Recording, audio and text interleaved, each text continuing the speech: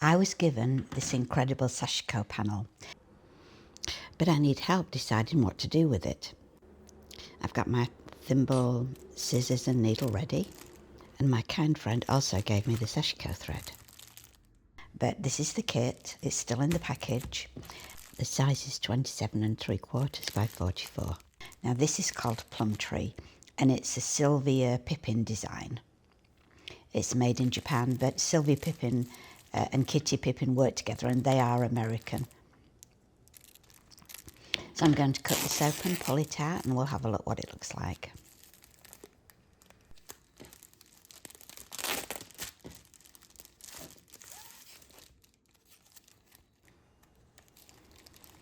And obviously it comes with a few little instructions here, a little instruction sheet.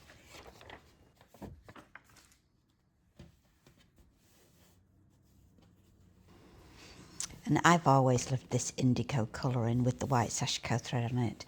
It's the colour I do most of the time. This is a single piece, if you can see on some of the samplers, you know, there's the extra part that you fold back, but this one isn't like that. It's just a large single piece, a panel. And you can see the stitching pattern printed on there, and that's going to look so pretty. I have the white Sashiko thread here, so I'm just going to open this. This is one of the largest size skeins of it.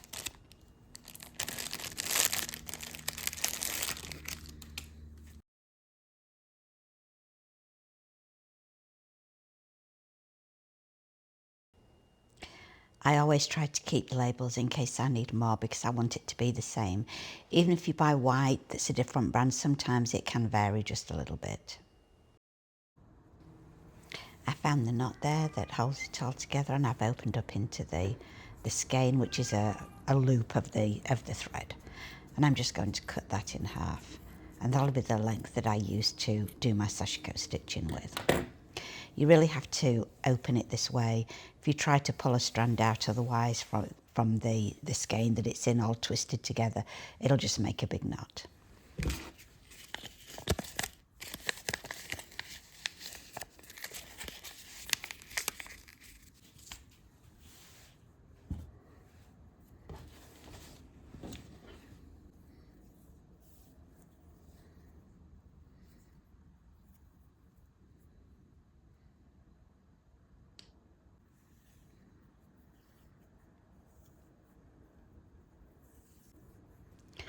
I have my needle threaded, put my Sashiko thimble on, and I'm ready to sew this. I'm actually not going to iron this piece of panel in this case. I don't need to be putting two layers together, so I'm not very worried about the little crease that's down the centre there. If I was going to iron it, I would test a corner to make sure that it wouldn't take the pattern off, and I would only do it with a dry iron. I am going to follow the stitch size printed on the pattern in this case. This is a Moyazashi, so I don't actually have to do that. Won't make any difference to the pattern in the end, but I am going to, I've decided.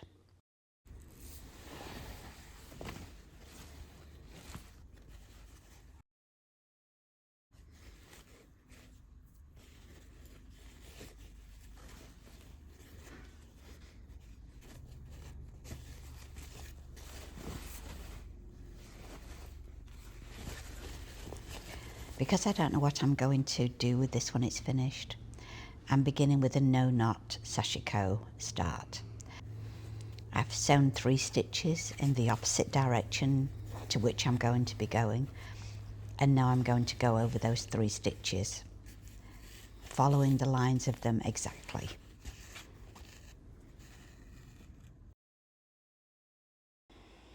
And you can see that just for this little bit I'm just doing 1 stitch at a time because I just want to be really careful where I place my needle.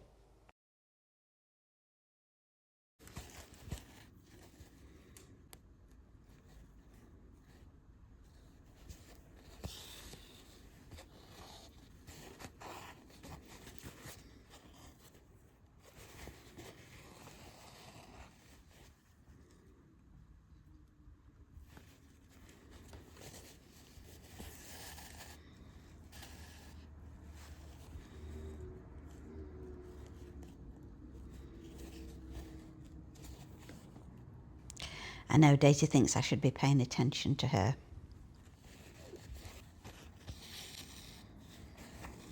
Can you see how I'm placing the stitches exactly over the first stitches that I put in? When I do my tension control and sew, you really won't be able to notice that this is double stitching in effect.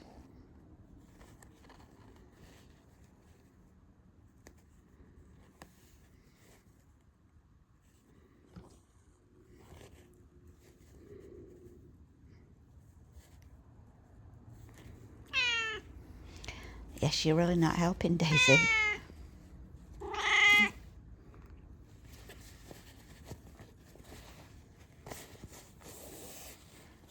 And now I've done that part and I'm moving on to the more normal stitching, a few stitches at a time there.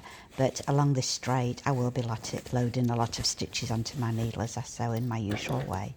And there you can see what it looks like at the back. I just need to snip off that long thread. That looks nice and neat. And I'll show you more stitching later in the video. So I'm getting on quite well with this sampler now. I've got quite a bit of it done, but it's not finished. Let me just spread this out so I can show it to you.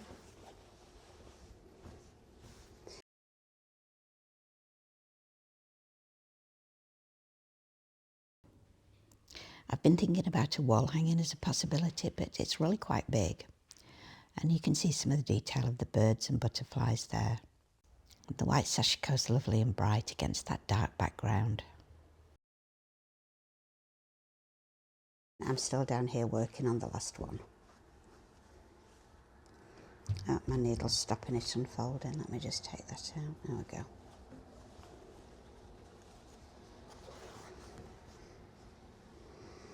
So you can see I'm still working on this last square here. And then the other thing I have to do is finish going around the edge. I've done it along the top and down here, started it down the sides. So I've really enjoyed doing these panels. So it's going to take me a little while to do around this border, but once I get that done, and as I say, this last little bit on this edge here, this will be ready to be made into something else. And you can also see that it's got a little bit creased up just because of how I scrunch it up when I'm doing it, and not very clean. It's picked up a few bits, you know, from carrying it around and working on it. And but I'm not going to wash it or iron it or do anything with it until all this is finished. This is water soluble. I don't want to do anything to risk Daisy. And it also has cat hairs on it. I'm not going to do anything to risk, you know, taking this pattern out of it before I'm completely finished. The last block on this panel is done now, and I'm working around the edge. And so I thought I'd show you the direction that I'm sewing this in. This might not be the most obvious way that you would think to sew it, but I'm actually following the traditional way of sewing this. This book, Sashiko Quilting by Kimioto, I've had for a really long time, and it's one of the books that I learned Sashiko from. In fact, I think it's the first Sashiko book that I had. And of course I can't really show you it for copyright reasons, but this book does contain a lot of instructions of the direction to sew your Sashiko, specifically if you're doing the hitomizashi. So it's a very useful book, and I really learned a lot about doing Sashiko from this book. And it is in English, even though there's some Japanese writing on the cover. This pattern is actually called Shippo Tsunagi. I probably am not saying that right, but just pronouncing it phonetically, that's what it looks like, which means 7 treasures of Buddha. And it's usually done in a square, and it's a really common, over here you can see what it looks like when it's finished, and usually it would just be row upon row of these. And so the way you would do it would be to just follow the snaking line from one area to the end of the row, and just repeat that until the whole thing covers, which is not really, if you just looked at it, that's probably not the way you would think of doing it. I think when I first saw it, I tried to do it in different circles. A lot of the patterns have a specific way to do it. Clearly I've worked out is the best way, the most economical. So when I know it, I do that. So I've kind of had to do a modified version here. Because it's not a square, it's just one long strip of it to make a border. And this is actually making a really good border. I'll have to remember this. Sometimes I use these patterns for quilting. Nothing to do with Sashiko. I'm actually quilting, hand quilting. Some of these patterns work really well for that. And in that case, I don't treat it like Sashiko. I use quilting thread and, you know, I'm just literally using the pattern, nothing else from Sashiko. And as always, I'm doing my 3 strokes for tension control. It plumps the thread up and stops puckering. Can't do as many stitches at once on these curves.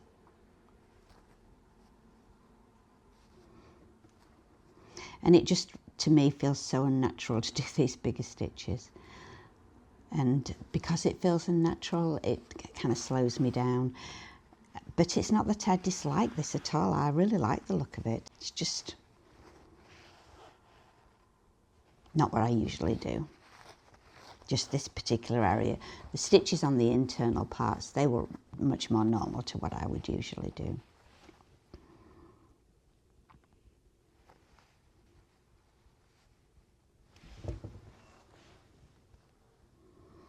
Now you can see here one of the reasons why I'm doing it in this way.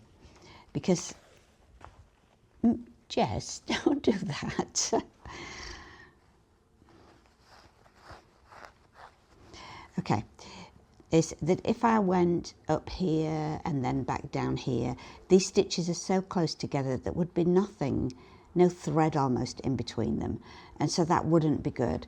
But this way it ends here and I have a little, you know, at least a stitch's worth of thread under there too. Oops, dropped my needle. Jess, stop it. No, no, no, no, no, no, no. Okay, this is Sashiko with a cat.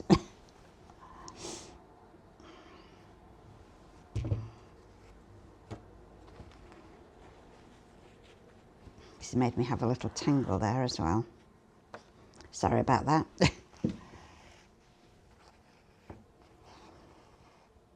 It's a bit like wool, they can't resist the thread. All right.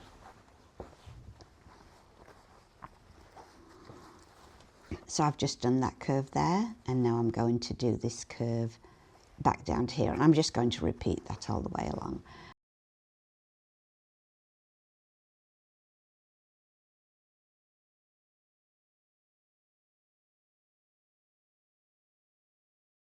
The way the pattern should go, you know, it is for a good reason. You never come to a place where you have to carry thread behind doing it in this direction on this particular pattern, if you follow the traditional direction.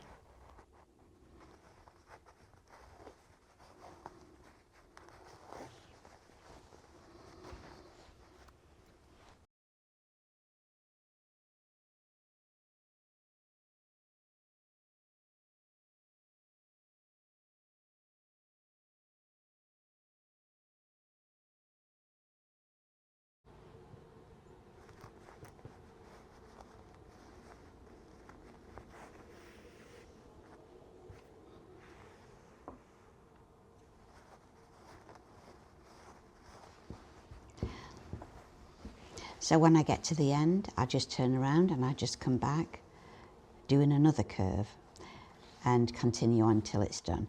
And when it's done, this is what the result will look like. So another day of stitching here, and this probably will be ready to use for something. And I've really changed my mind a couple of times of ideas of what I want to do with it. I want to make something really nice. What do you think? I'll keep working on this and show you it finished. So here's my sampler finished. I've laid it on a bed so the quilt behind might put you off. It is just the navy blue centre. This does give me some idea though of what I might make around the edge if I do decide to make it into a quilt. So let's go down closer so you can see this a little bit better.